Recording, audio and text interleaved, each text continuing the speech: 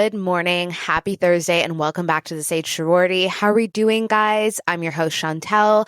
Firstly, sincere apologies on the delayed upload of this week, episode 38. You guys, I was not feeling well yesterday. I was really down in the dumps. I had a meeting in East London, and the only bit of energy I had to summon to get to that meeting, perform in that meeting, and then bring myself home. So sincere apologies. Your girl was down and out yesterday, but I'm back feeling 75% better. So yeah, if you are returning, welcome back, my loyal dear listener. And if you are new, welcome to the Sage Sorority podcast. This is a little sliver in your ears of self-concept, sisterhood, and the delicious process of becoming. We talk about almost everything here, and the only dues are your ears, never your dignity, and of course, a cheeky little 5-star review. If you are enjoying the show and you are a loyal listener, please take 5 seconds to leave a quick review on Apple Podcasts or on Spotify. Leave a comment. It really helps. For those of you that don't know, podcasts pretty much only grow by word of mouth. There is no algorithm that really pushes it forward. So every person that you share it with, or every time you send an episode to a friend, or when you share it in your Instagram stories, it really helps to grow the show, which is what I really want to do for the balance of 2025 and of course all of 2026. Please share this episode to your Instagram stories. Tag me at Chantel Russo or at the Sage Sorority.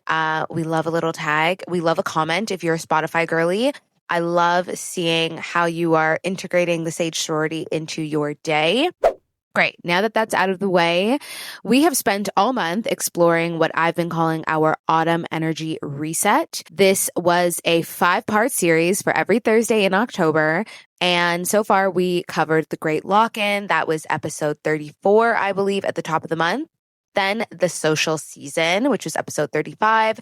Episode 36 was the harvest. Episode 37, which was last week, which was the woman that you were becoming. And today we have episode 38, the finale of our autumn energy reset, which is the Rebrand Era, letting your presence catch up with your growth.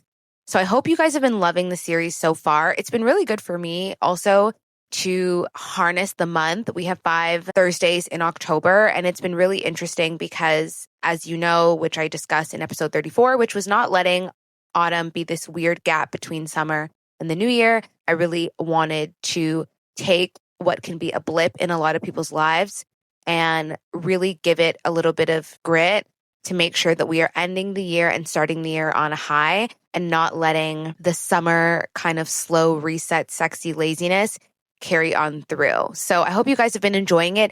If you have and you want more series like this, please let me know. It's the first one that obviously I've done, but I would love to continue doing like mini seasons and mini series throughout the pod if it's something that you enjoy. So please, you know where to find me.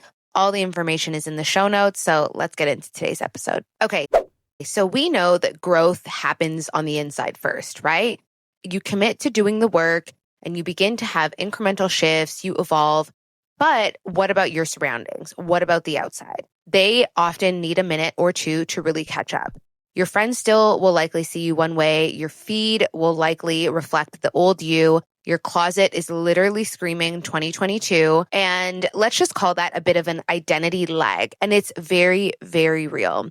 A rebrand is not about pretending to be someone new. It is not just taking someone else's identity and trying it on for size. It is truly about closing that lag and closing that gap through cleaner signals.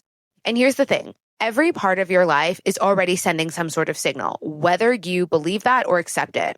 Your tone of voice, your posture, the state of your desk, your Instagram bio, even the rooms that you're still walking into out of habit. So today we're going to talk about 5 signals that I want you guys to like audit. So basically 5 areas of your life that I want you to take note of moving forward, right? So speech, silhouette, surfaces, screens, and scenes. So first, let's start with speech.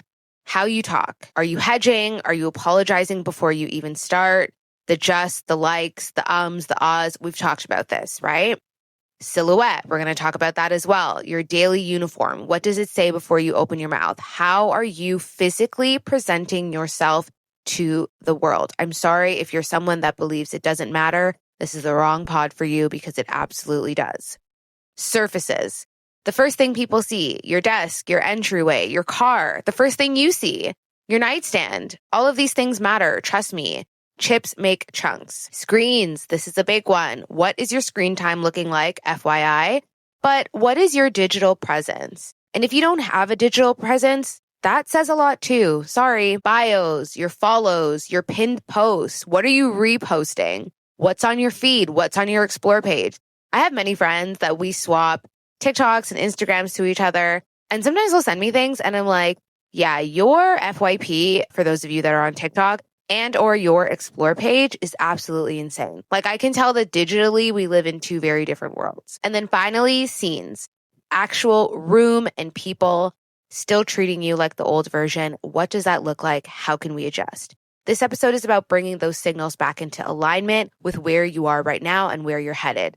No dramatic announcement required. I literally hate when people are like, I'm going to unfollow. We don't care. Moving stealth is a huge key to life. This is internal recalibration and letting the world catch up. Okay, so let's dive a little deeper into those signal lanes, and I'm going to give you practical refreshes for each one. So first one we talked about was speech. This is obviously how you speak. You have to drop the hedges. No more just a quick one. No more sorry to bother. Open your speech and your lines of communication very directly and cleanly. Here's what I suggest. My view is XYZ. I can confirm by 4:00 today. That's it. When you speak that way, you sound very grounded. And I will say that, listen, can it come off as abrupt to some people? Yes, it can. But that, I think, is worth the sacrifice. And it's something that I experience in my life often. Like, I've had people think that I'm like super upset or unnecessarily impassioned. And I always clarify, I'm not upset or I'm not angry or I'm not furious or whatever the case is. And I always say very cleanly, I'm like, I'm just very impassioned, or I speak with passion, or I speak with a lot of conviction, because it's also recalibration for them, not just for me, but for anyone. There's a difference, and we need to know the difference between someone who is upset or someone who's just speaking very cleanly, plainly, passionate, and or with a lot of conviction. Communication is my thing. Being good, great, excellent with my words and what I want to say is my thing. It's not a lot of people's things. So obviously, I'm going to come off a little bit more intense or strongly, but we can often interpret that as negative. And I'm here to say, actually, it's not. And I think if we did this more often amongst ourselves, at work, with our family even, we wouldn't be so fucking confused all the time. That's just my point of view, you know? You sound, like I said, grounded, not harsh, but certain. And I do think as women, we water down our points often with filler words, with not wanting to come off as XYZ. And I don't think it's helpful. I don't think it's helpful to each other as peers. And I don't think it's helpful when we talk about career growth and navigating the world. If you want practice on this, or you feel like you need a little bit more reasoning or content, whatever it is, I've been sharing confidence tools and videos about the subject all month on TikTok. My link is down below. I created a playlist, so it's all there. I highly recommend you check it out.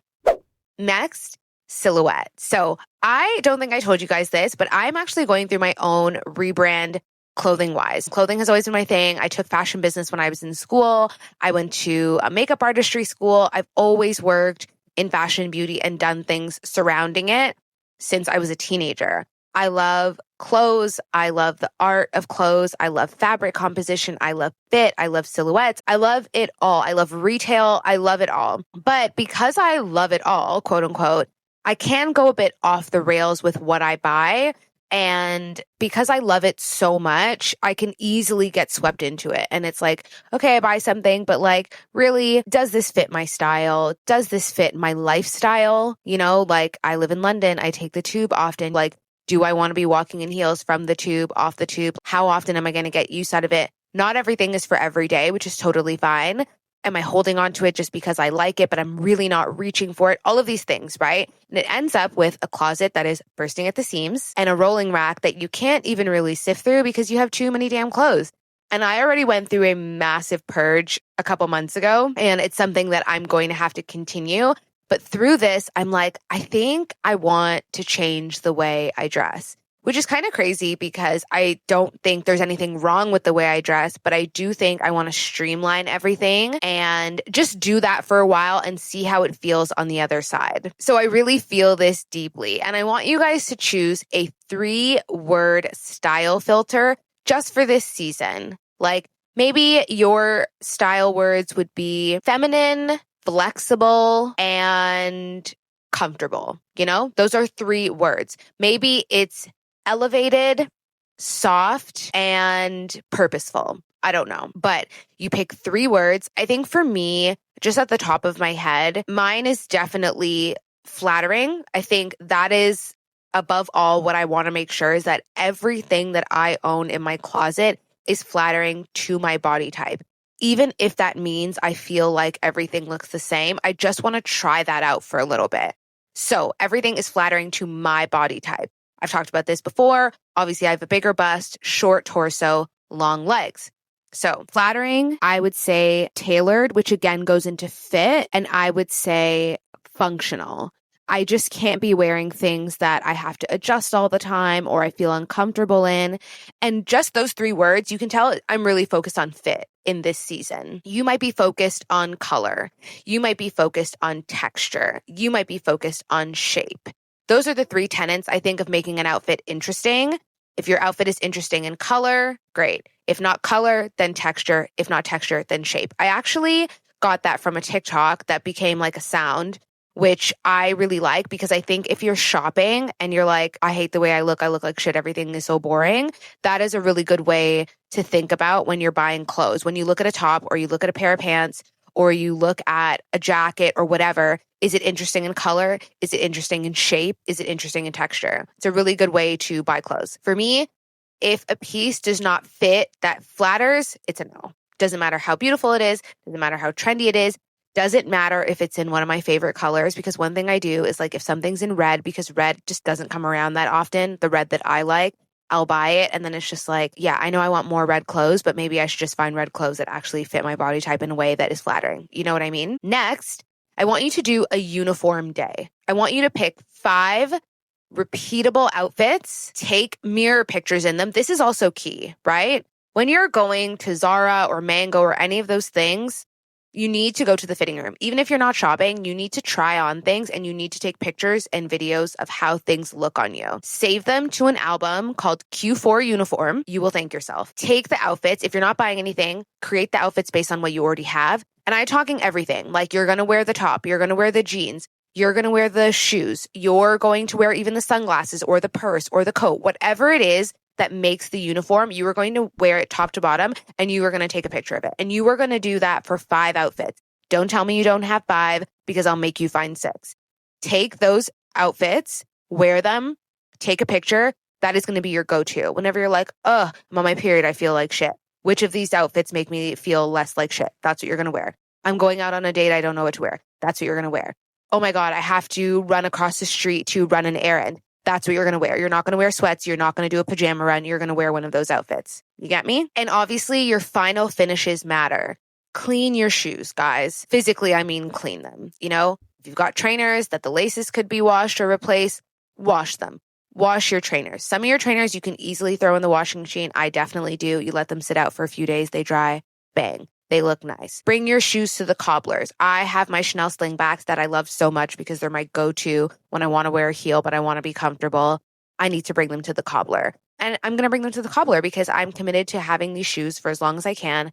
These things matter. When you buy clothes online and you rip them out of the package, look at them. Do they need a little steam? One of my biggest content creator, fashion influencer pet peeves is when I see someone taking outfit pictures in something that clearly needs a steam. Like I can see that folded crease. So I know that you took this out of the package, you took this out of the box, and you just put it on. Like we need to not be doing that.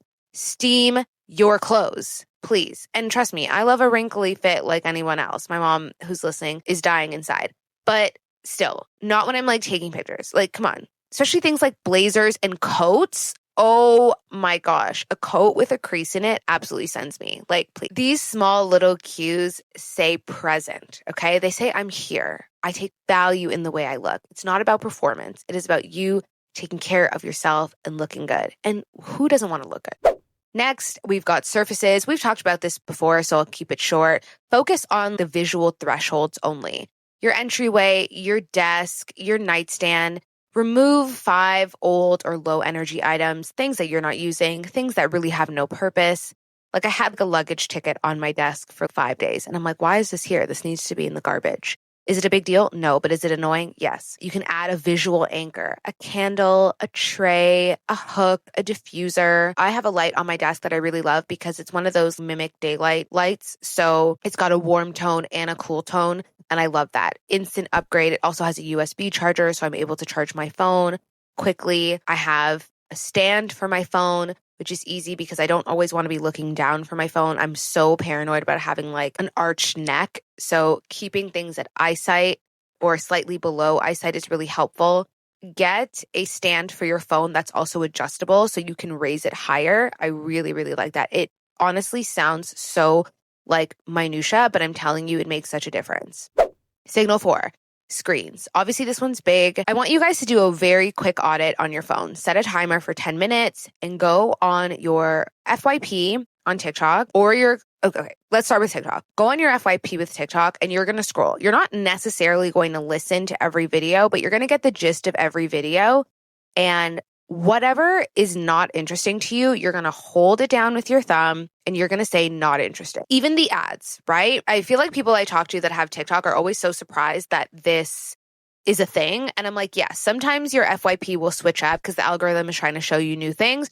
Or sometimes it'll keep showing you things that maybe you're not interested in anymore because it'll also show you things that maybe your followers like. And it'll also show you things that the people that you follow like, right? So maybe your friends like something that you don't. Also with ads, if you feel like the ads are not relevant or you just keep getting them all the time, not interested, not interested, not interested. Every once in a while, I'll get fed a lot of like soccer, football content. I'm like, not interested. I literally never watch stuff like this. Or I'll get fed like weird video game streamer stuff. Again, never interested in this stuff. And I don't complain. I just not interested. So I highly recommend that you guys do that. Do this for things that you feel like bring you down, things that are uninspiring, things that just don't serve you in this moment. Like if you're trying to save money, I would say unfollow all influencers that really push consumerism. For Instagram, I think you really need to go through your follower list. Instagram is a bit better at this. Go on your follower list and you're going to sort by earliest, people that you've been following for a very long time. Is it still relevant anymore? Then I would do it again and then I would hit the list again and sort by recent and scroll maybe to like the middle of your following. Do you care? Are you interested? Do you really want to follow people from high school? Sometimes I think to myself, like, okay, if this was 1983, how would we be connected to this person? And if I wouldn't, and I genuinely don't give a shit, then it's like, yeah, I gotta go. Like, because it doesn't matter, right? Also, on Instagram, you can sort, I think you can do this on all accounts, is they'll show you least interacted. Now, sometimes this isn't truly accurate because it'll be accounts that I maybe watch their stories, but I don't interact with their posts because I don't see their posts. So sometimes it's not 100% accurate, but it's a good way to just get a batch chunk of people that you follow and see if it's still relevant in your life and at this moment in time. Then you're going to go to your explore page and you're just going to look. Anything that is out of pocket, weird, what you're not interested, or the stuff that you just don't want to see, you're just going to hit, again, not interested. This is not the kind of content I want. Do the same thing with ads. Also, again, I feel like on Instagram, I try and filter a lot. I snooze all suggested posts. I don't want any of them. You have to do it every 30 days, but trust me, when I have forgotten and that 30 days is up, I'm like, oh my God, what is this doing here? So that's also something that you can do. I'm just very big on like, I don't want to see anything that I don't care about. So keep accounts that are aspirational but attainable. Remove anything that truly fuels your outrage or excessive comparison. Years ago, TLDR, I unfollowed the Shade Room for exactly that reason. I was like, I don't want to see any of this stuff. I really am not the biggest like pop culture girly. I really don't care. It doesn't make me feel good. I find it very low vibrational. And no shade, no tea to anyone that follows it because we all have our junk. But for me, it was just a no. And I did this years ago for this exact same reason. And I just believe what you absorb becomes your baseline, and I don't want to absorb any of that. Next, we're going to talk about your Instagram bio. When was the last time you tweaked it? Maybe it could use a little refresh. Maybe even your headshot. Pin one post that represents where you're headed and where you're at. Archive, archive, archive. Everything that is just not you anymore, archive. If you look on my post, it says I only have 200 and something posts on Instagram. Although it doesn't count reels, I don't really know why. But my actual posts, I've archived so many posts. I'm proud of my journey, and I've been on Instagram from like pretty much the very beginning. Like I think Instagram was around for about 9 months when I joined it, and I didn't post until my birthday. But I've archived so much stuff because it just doesn't represent where I'm at. And if someone new is coming into my life, I just don't really feel like showing them that. And I encourage you to do the same. You don't owe anyone a preview into what your life used to be. Let's meet people where we're at now. And if you want to weave in stories of your past, then you can do that and let them be surprised. You're not hiding. You're just really representing where you are right now. And then a bonus move, if you want, turn off all notifications for Instagram, TikTok, Snap if you use it. I don't have any of those on my phone. I honestly don't know how people function because it's so annoying. There's no other way to put it. It is so fucking annoying. I wish that Instagram would let us choose what kind of notifications we want. If someone DMs me, I would like that as a notification, but that's it. It is so annoying. Like even on my actual notification tab when I'm in the app, Instagram is always giving me these random notifications that I don't care about. It's so annoying, and you can't be like, show me less of this. It's the most annoying thing. So I'm like, you know what? They all have to go. So I'm sorry. If you're someone who really likes to communicate on Instagram, first of all, I can't stand that. If you have my number, WhatsApp me, iMessage me. I don't want to have conversation on Instagram. Worstly, I'm sure that's not a word, calling, like using Instagram as a phone. Oh my gosh, please send me into oblivion because I hate that. Anyways, this is not about me. This is an option for you. Trust me, thank me later. Signal 5, scenes. Every woman has what I like to call witnesses. Blah, blah, blah. Every woman, I truly believe, has people that are witnesses to her life, people who really see you in motion. And I want you to add more aligned witnesses in a recurring context. So a monthly dinner, a new workout class, a co-working session. A lot of you baddies, my loyal sages, work from home. Like, can we switch that up? Can we get out of our house? Can we get away from our home desk? Can we stop working in bed? I mean, if you work in bed, kudos to you because I don't know how someone gets actual work done in bed. That's a no for me.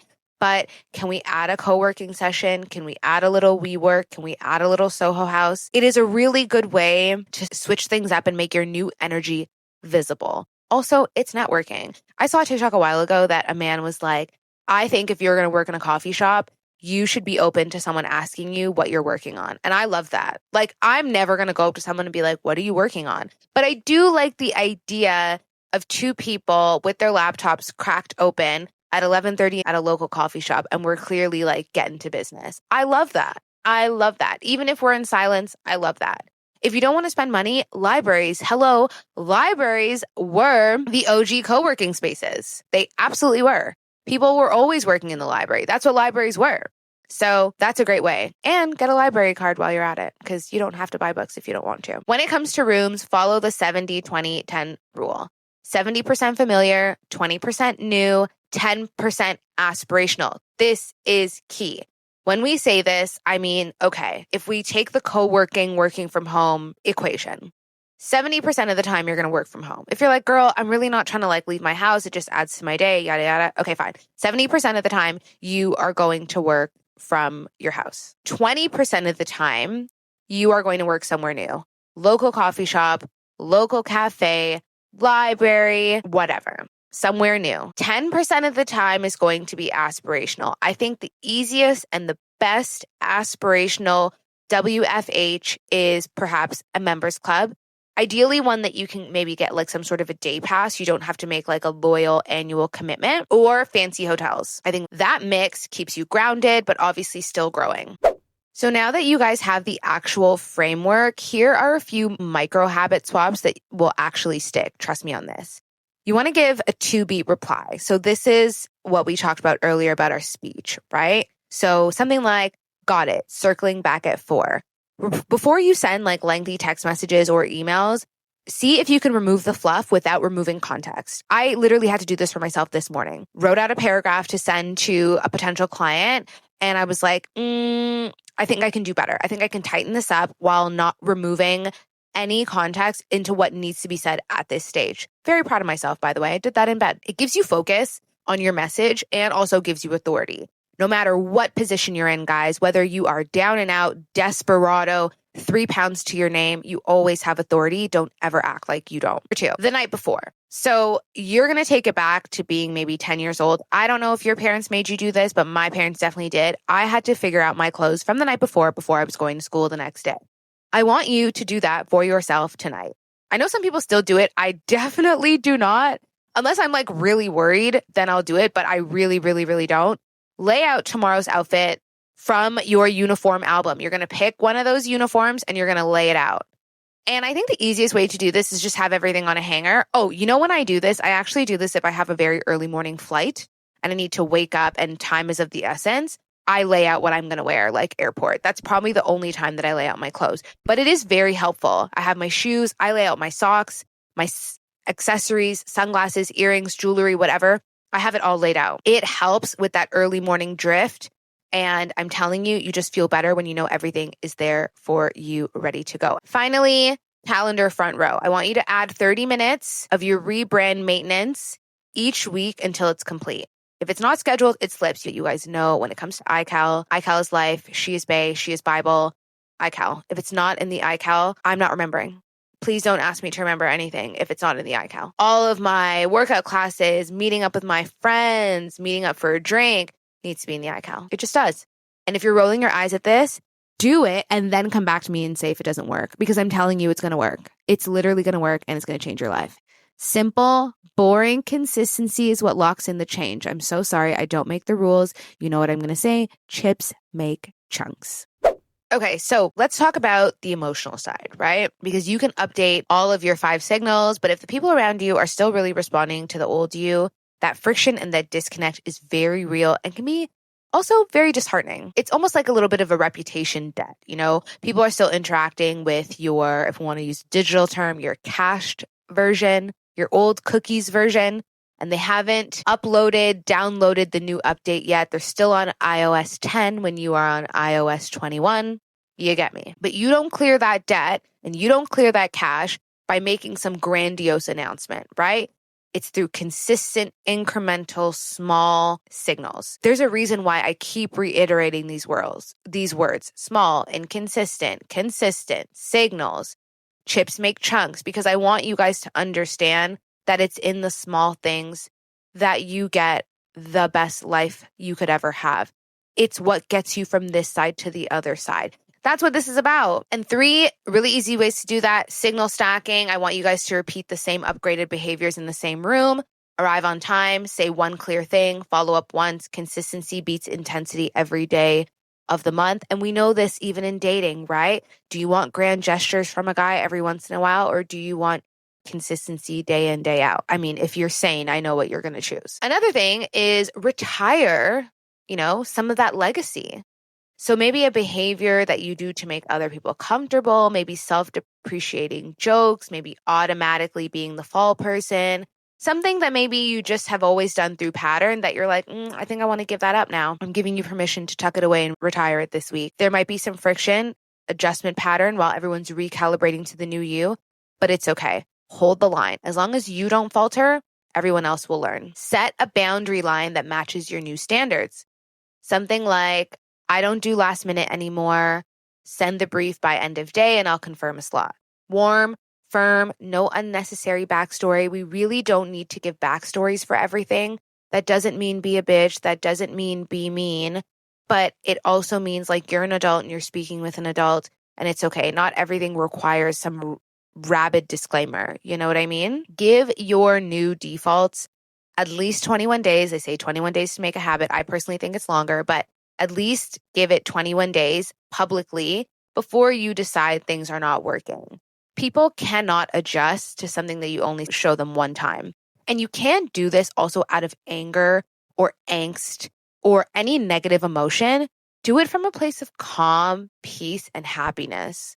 Like, no, this is totally less about you and is 100% about me. This is just where I'm at and what I feel like is fair for me and everyone involved moving forward. It's just like marketing, right? They say that on average, you are sold something 7 times before you buy it. It's the same thing for people. So people can adjust to what you only show them once, give it 21 days, and then readjust. Oh my God, that all rhymed. That's so cool. I love that. LOL. And if you're ready to build the structure behind your own personal rebrand, the weekly maintenance, the new boundaries, the accountability to sustain it, most of all, I would love to help you through with one-to-one coaching. We will design systems that match the woman you've become and where you're trying to go and help you carry that confidence into every single room you walk in, physical or digital. All the details are in the show notes as per usual. You guys know where to find me. Let's talk. You guys, that officially closes our autumn energy reset arc. This reset is truly evergreen. You guys can come back to this anytime. We have the great lock-in, focus, and strategy for Q4. We have the social season, intentional connection. We have harvest what you planted, noticing results and pruning what is done. We have the woman you're becoming. That was last week's episode, internal alignment and integration. And finally, this episode 38, the rebrand era, letting your outside catch up with your inside. I want you guys to look inward and then let the world see it. I hope this episode resonated with you. And if this series resonated with you, you know where to find me. Please do let me know. Comment down below if you're listening on Spotify. Share it to your stories. I love a shared story, guys. Tag Chantel Russo and the Sage Sorority so I can see where you're listening from and how you're enjoying the show.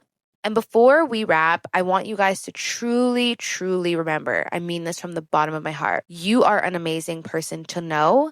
So let this entire series and podcast be a reminder to get to know you. I love you guys so much. Have an amazing week. Have an amazing weekend. I will talk to you same time, same place next week. Bye.